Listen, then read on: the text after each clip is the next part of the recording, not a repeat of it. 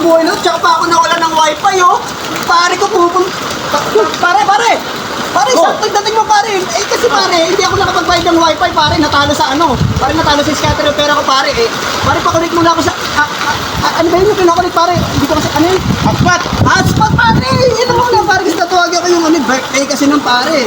Kailangan makapunta ako rin. May paalis na nga ako. O, buksan mo yung wifi mo. Ayun. Ay. Tatawagan ko lang, pare. Diyan ka lang. Huwag mo na alis, ha? Oo, yung ulan eh.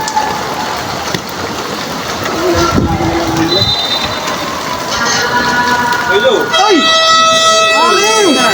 Pare, papunta na ako dyan, pare. Kaya, pasensya ka na, ha? Hindi kasi natatawagan kasi nga naputulan ako ng wifi dahil nga natalo ko sa scatter. Ha? Ano, pare?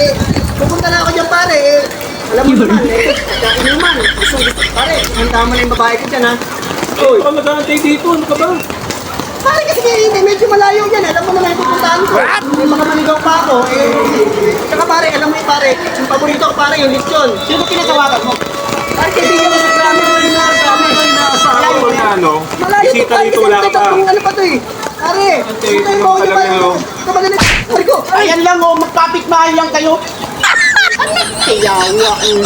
pare, kasi ka pala pala.